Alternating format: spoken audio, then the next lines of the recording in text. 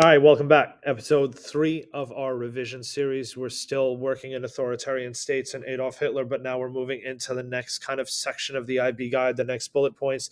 This is about consolidation and maintenance of power. This one particular episode is going to be about use of legal methods, use of force, charismatic leadership, dissemination of propaganda, with another emphasis on the below bullet point, which is nature, extent, and treatment of opposition. So this one's a little bit of a special one because it kind of runs throughout a bunch of the next things that I'm going to be talking about Hitler. So keep in mind that idea of treatment of opposition throughout the whole reign of the Nazi regime. All right.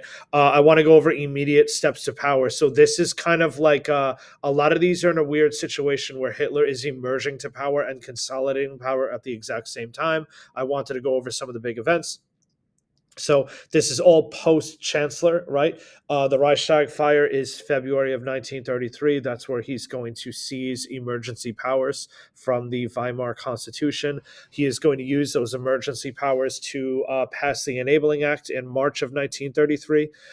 Then he's going to pass the one-party state laws. So those are going to take place over the next couple months that outlaw any political opposition to the Nazi Party. Then in July of 1934, we've got the Night of Long Knives. In August of 1934, we've got Hindenburg's death. That's immediately followed with the appointment of the Fuhrer, right? He is supreme leader. He takes on the role of president and chancellor of Germany. All right. Use of force. This is a big one, right? This is, if you remember from class, this is the one that I am going to put into many of the essay ideas that I have when it comes to consolidation and maintenance of power, right? So the use of force is really going to start in this kind of right. We're not in emergence anymore. We're not in the Freikorps in the essay. We're not in that stage. It's going to start with the Night of Long Knives, also known as the Rom Purge, right? This is where he's going to get rid of a lot of his political opposition. So Rom is a part of that, right? The essay is no longer a thing after the Rom Purge. One of the Strasser brothers is going to be assassinated. A lot of the free press that reported bad things about Hitler in his emergence are going to be assassinated or killed or camped or whatever in the Night of Long Knives. This is going to lead to the implementation of the SS. This is where Himmler kind of famously says that Nazi Germany is an SS state.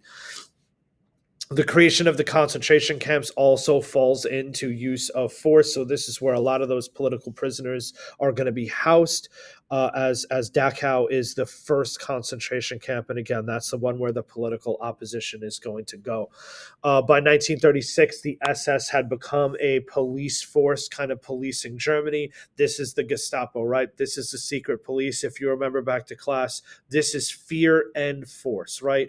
Why in the next part of this is there's so little opposition to the Nazi regime. It's because the Gestapo was so efficient at weeding out that opposition. Remember that opening scene of Inglorious Bastards, right? Interrogation techniques, interviews. You had the Gestapo's real true power was the German people themselves, because they felt compelled to snitch when they found out information, right? So the Gestapo is at the center of this use of force. Next, treatment of opposition. Remember, this goes through a lot, right?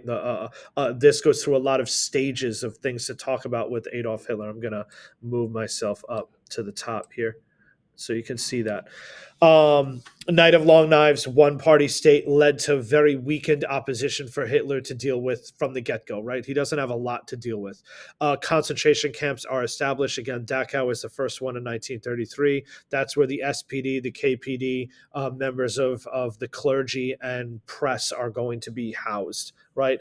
Again, one-party state laws are going to make something like the KPD completely illegal. So that's another part of treatment of opposition. Their viewpoints are not legal in Germany anymore because Germany is no longer a democracy. Again, the effectiveness of the Gestapo makes there to be little to no opposition whatsoever.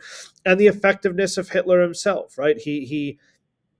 His political power comes after the Great Depression. He promises employment. He promises jobs. He promises to better the situation. And that's exactly what he does. He restores pride. He's beginning to abolish Versailles. He's returning jobs to German men. So he came through on a lot of his promises early on. So there is widespread German support, right? Maybe not in some of the policies, the anti-Jewish policy. I'm not trying to say that everyone applied to all of those ideas, but he was politically supported early on in his kind of consolidation and maintenance phase.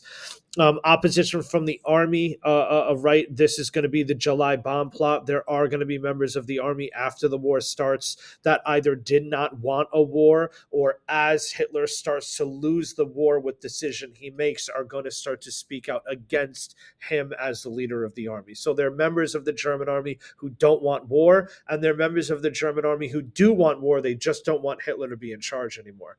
Opposition from the youth, the White Rose Group, the Swing Youth, and the Edelweiss are all three examples of youth opposition to Hitler. Again, they don't do a lot. They are probably the most famous opposition group, especially with the White Rose Group and the Skoll brother and sister being historic figures at this point. Opposition from the church, again, this is a singular basis. This is clergy men and women speaking out against Adolf Hitler. This is not resistance from the church itself.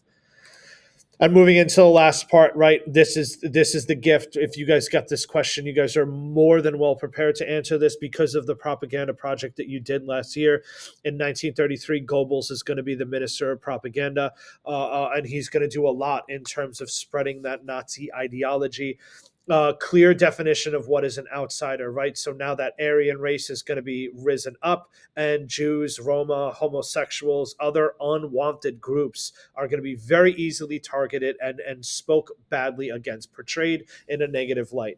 Use of newspaper, radio, and film to promote what the Nazi state wanted, and then censorship in fields like art, literature, and music are going to take away what the Germans don't want. Okay, book burnings, the degenerate art museum are all other examples of that censorship in Nazi Germany. All right, that's the end of episode 3. I'll catch you back with episode 4, where we continue with our bullet points on authoritarian states, Hitler.